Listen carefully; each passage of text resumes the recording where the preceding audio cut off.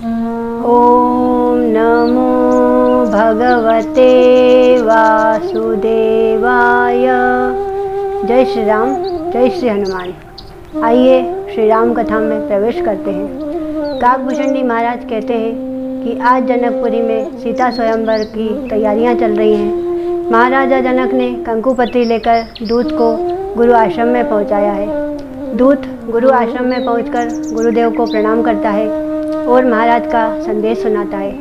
वह गुरुदेव से कहता है कि गुरुदेव, महाराजा जनक ने सीता स्वयंवर का आयोजन किया है और आपको यह कंकुपत्री भेजी है, सो आपको अपने शिष्यों सहित स्वयंवर में पधार कर आपकी पुत्री को आशीर्वाद प्रदान करना है। गुरुदेव कहते हैं, महाराज से हमारा अभिनंदन कहना, हम अवश्य पधारेंगे। गुरुदेव की बात सुनकर दूत वापस लौट जाता है।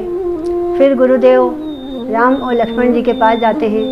गुरुदेव को देखकर श्री राम प्रभु खड़े हो जाते हैं। वह कहते हैं, गुरुदेव आपने क्यों कष्ट किया, मुझे बुला लिया होता। तब गुरुदेव कहते हैं कि राम, हमें तुम्हारे पास आने में आनंद आता है।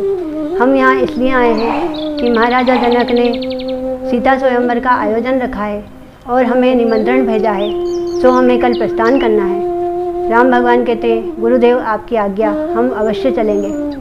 अब सुबह सभी शिष्यों के साथ गुरुदेव राम और लक्ष्मण को लेकर प्रस्थान करते हैं। वह जब गुरु आश्रम से चलते हैं तो चलते चलते राह में गंगा घाट आता है। वह गंगा घाट पर पहुंचकर गुरुदेव राम और लक्ष्मण से पूजन करवाते हैं, वह अर्चन करवाते हैं। फिर गुरुदेव राम भगवान से बोलते हैं कि राम, यह तुम्हारे पूर्वजों की धरोहर है। तो राम भगवान बोलते हैं, गुरुदेव वह कैसे? तब गुरुदेव उनको सारा वृतांत सुनाते हैं कि एक बार महाराजा सगर ने अश्वमेघ यज्ञ किया था। तब इंद्र उनसे बेर रखता था, सो उसने बेर के वशीभूत होकर घोड़ा चुरा लिया और घोड़ा चुरा कर कपिल मुनि के आश्रम में ले जाकर छोड़ दिया, जो कि समुद्र के बीच में था। अब सगर जी के पुत्रों को जब पता चलता है तो वह उसको खोजने के लिए निकल पड़ते हैं। वह ढूंढते ढूंढते समुद्र के बीचों बीच कपिल मुनि के आश्रम में पहुंच जाते हैं। वहाँ उन्हें घोड़ा दिखता है तो वह कपिल मुनि के आश्रम में जाकर गुरुदेव का बहुत अपमान करते हैं। गुरुदेव को क्रोध आता है तो गुरुदेव उन्हें श्राप दे देते हैं और गुरुदेव के श्राप से सगर जी पुत्र मारे जाते हैं। जब महाराजा सगर को पता चलता है कि मेरे पुत्रों मारे गए हैं, तब वह गुरुदेव के शरण में जाते हैं, उनसे क्षमा याचना करते हैं और उनसे कहते हैं कि गुरुदेव, यह अब इनका मोक्ष कैसे होगा, इनकी आत्माएं भटकती रहेंगी। तब गुरुदेव उनको निवारण बताते हैं कि सगर, हम तुम्हारी इस नम्र निवेदन बात से प्रसन्न हैं और हम यह कहते हैं कि जो गंगा मैया को लेकर यहाँ आएगा तो गंगा मैया के जल से ही इनका मोक्ष होगा। अब सगर जी चिंतित हो जाते हैं कि मेरे राज्य में तो ऐसा कोई नहीं है जो गंगा मैया को ला सके, क्योंकि उनकी तो घोर तपस्या करनी पड़ेगी। तब बहुत समय बीत जाता है।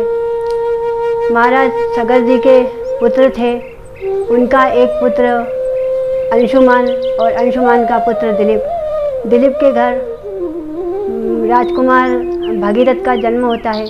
भागीरथ जी धीरे धीरे बड़े होते हैं। जब वह समय आ जाता है, जब वह एक आयु में पहुंच जाते हैं, तब वह यह संकल्प लेते हैं कि मैं पितरों का मोक्ष कराऊंगा। तब वह तपस्या करते हैं, घोर तपस्या करते हैं। तब ब्रह्मदेव प्रसन्न होते हैं और ब्रह्मदेव उन्हें वरदान देते हैं कि भगीरथ, तुम्हारी तपस्या से मैं प्रसन्न हूँ, मांगो क्या मांगना चाहते हो। तब भगीरथ उनसे कहता है कि ब्रह्मदेव, मुझे गंगा को धरती पर लाना है। मेरे सभी पूर्वज जो आत्मा के रूप में भटक रहे हैं, उनका मोक्ष नहीं हुआ है। तो ब्रह्मदेव उन्हें वरदान देते हैं, तथास्तु बोलते हैं और कहते हैं कि गंगा धरती पर जरूर आएगी। इस प्रकार ब्रह्मदेव चले जाते हैं। फिर गंगा मैया प्रकट होकर भगीरथ से कहती है कि भगीरथ, मैं धरती पर आ तो सकती हूँ, किंतु मेरा वेग बहुत है। तुम पृथ्वी पर कोई ऐसा शक्तिशाली व्यक्ति देखो जो मेरा वेग धारण कर सके। तब भगीरथ जी कहते हैं कि गंगा मैया, आप ही मेरा मार्गदर्शन कीजिए। तब गंगा मैया बताती हैं कि इस पूरी पृथ्वी पर एक ही ऐसे शक्तिशाली है जो शिव हैं। तुम उनको प्रसन्न करो। तब भगीरथ भोलेनाथ को प्रसन्न करता है। भोलेनाथ उसकी तपस्या से प्रसन्न होते हैं। तब वह कहते हैं कि भगीरथ, हम तुमसे प्रसन्न हैं, हम गंगा को अवश्य धारण करेंगे।